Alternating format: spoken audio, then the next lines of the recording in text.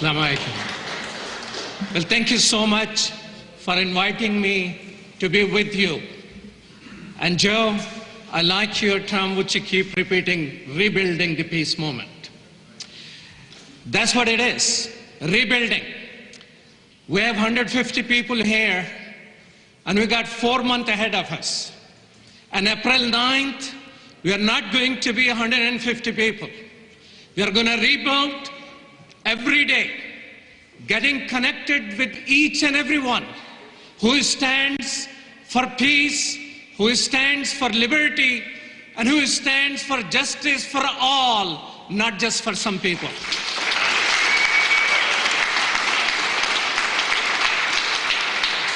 And peace movement is fully capable of doing it. If we remain open, inclusive, and continue to move forward hand in hand, it is possible. We can do it. Are you with me? You are the best of America. You are the best of America. You know what it means to be a neighbor. You know what it means to stand up with someone when no one else is standing. That's the best of America, and we can do it. Are you with me?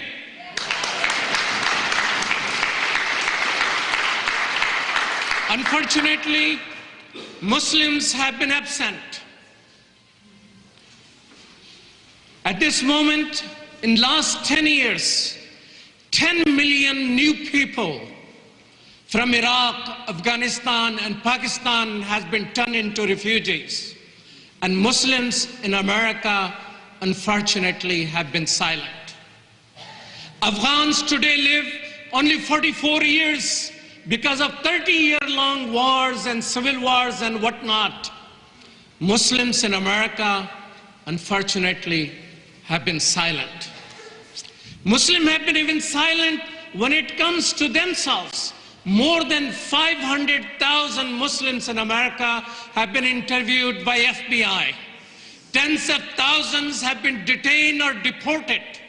And kangaroo court after kangaroo court sits out there passing out the judgment. We have been silent. Today, I invite you, those among you who are Muslim, could you please stand up? Could you please stand up?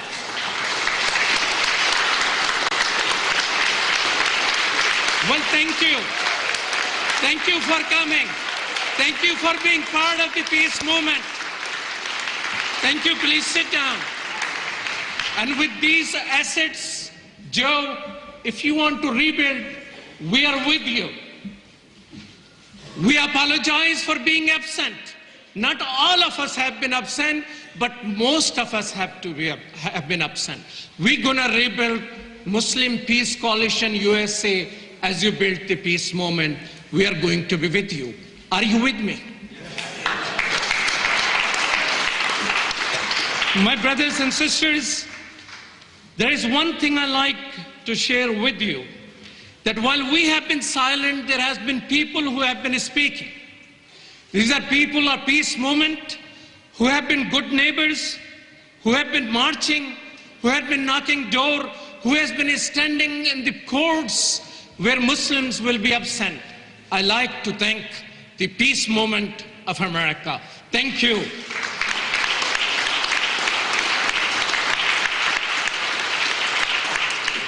And I like Muslims to know that you are not alone. In this country, we are not 150 people. A survey after survey say majority of Americans are against wars. But only if we can connect with them. With that in mind, I have 3 suggestions to peace movement. First suggestion is Dr. King. Operation was there before Dr. King started marching. Operation was there before he started speaking.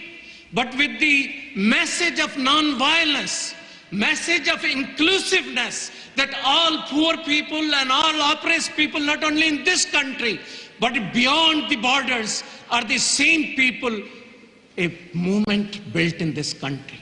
And as the election results have demonstrated, that 95% of anti-war and progressive Democrats won, and blue dogs, they lost. Here's a sign for us. What progressive in Congress gonna do now? Are we going to be with them, that we are with you if you move forward? Are we gonna abandon them and we'll march separately as they move separately? This is need to be a part of our strategy. So let's not turn against each other, my brothers and sisters. Let's not detain our undocumented workers with children in the burning sands of Arizona. That's not us. That's not what Jesus would do. That's not what Muhammad would do.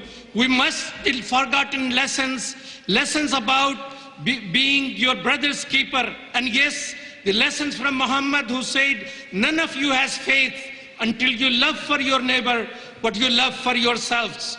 Whether it is white children, black children, or another beautiful mix of brown children, let all children grow learning the diversity in America is as American as an apple pie. There is no nation on earth where people are not here in beautiful New York or in America.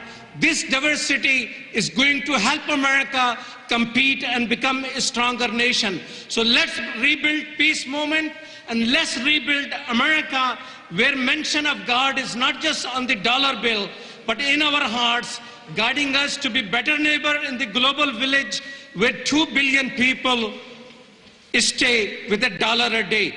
They need bread, not bombs. One nation under God, indivisible with liberty and justice for all. Let's rebuild for April 9th. Are you with me? My name is Shahina Parveen Siraj. I'm a member of DRUM, Desi is Rising Up and Moving, and I'm the mother of Shahwar Mateen Siraj. Since 9/11, the environment for Muslims in America has not been good. In our mosques and communities, the government sends paid and undercover agents who, instead of catching wrongdoers, chase after our youth by entrapping them with lies and fabricated cases. In this way, then an NYPD agent who was paid a lot of money worked to entrap my son. Based on this conspiracy fabricated by the NYPD, Mateen was sentenced 30 years in prison, even though my son did not even undertake any acts. He was denied true justice. Currently, my son is in prison in Terre Haute, Indiana, where they have created a special prison known as CMU, Communication Management Unit, which is mainly intended for Muslims. At that time, my son was 19 years old and not very bright or mature. In all these cases, they always go after these kids of vulnerable people who they can easily entrap. These agents first use stories, websites, pictures, articles, and taunts in order to incite and provoke their targets, and then turn around and blame them and arrest them. Now our question is this: why is all this happening? Just like my son's case was brought out just days before the 2004 Republican National Convention, similarly many of these cases are brought out at such opportune moments like before elections or before Congress votes on war budgets. Always seemingly coincidental, isn't it? As in this country's history, the people from countries against whom war is being waged have been targeted here at home as well. The purposes of all these cases is to keep Americans fearful of Muslims and immigrants so that they will support the war efforts abroad. Additionally, they want Muslims in America to be silenced and afraid.